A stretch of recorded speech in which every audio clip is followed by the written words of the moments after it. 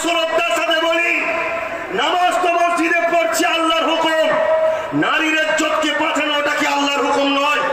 100টা মেয়ে যদি পেটের জ্বালায় দেহ বিক্রি করে, তার মধ্যে 60 থেকে 70টা আছে মুসলমান মেয়ে। লজ্জা! এইরকম আলেম উলামা পীর সাহেব, হাজী সাহেব, নামাজি রকম ভিক্ষার জ্বালায় তার ঘরের মেয়েগুলোকে বাঁচাতে পারে না।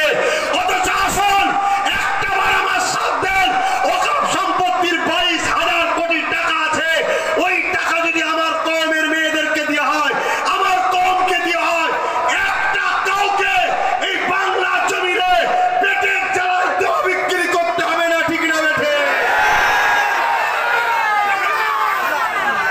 এই কাজ করবো না বন্ধ করবো? কিন্তু এই কাজ করতে গেলে তো বাধা আসবে,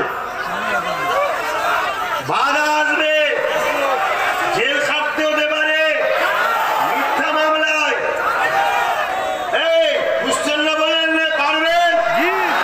আমি তো তৈরি আছি, একবার গেলেই সাহাবাদের সুন্নাত পালন হবে, জেলে গেলে সাহাবাদের সুন্নাত পালন হবে। কারণ আমরা আবু জেহেলের দলে নয়, আমরা ইমামে হোসাইনের দলে। জোরে বলুন সুবহানাল্লাহ। আমরা ফেরাউনের দলে নয়, আমরা তো গরিবের নওয়াজের দলে। জোরে বলুন সুবহানাল্লাহ। আমরা তো নমরুদের দলে নয়, আমরা তো মুজাদ্দিদ জামান আবু বকরের দলে। জোরে বলুন সুবহানাল্লাহ।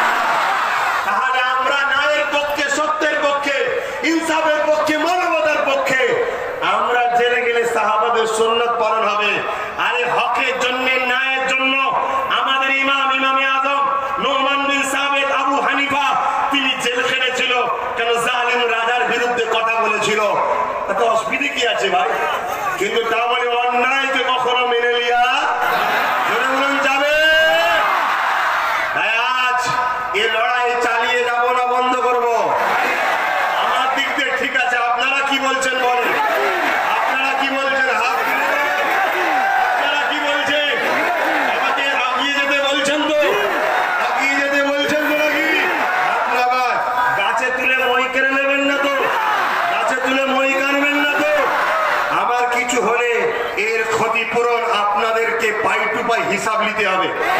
হ্যাঁ, ঠিক না মানে? দ্বিতীয় নম্বর কথা, ঠিক দিনে ঠিক সময়ে আমার কথাই 2021-এ ভোট দিতে হবে। রাজি আছে? রাজি আছে? কত সুন্দর অফার দিয়েছিলাম, কত সুন্দর অফার দিয়েছিলাম যে 44 জায়গা ছেড়ে দেন, বাকি জায়গায় আপনি প্রার্থী দেন। দিয়েছিলাম না দিন?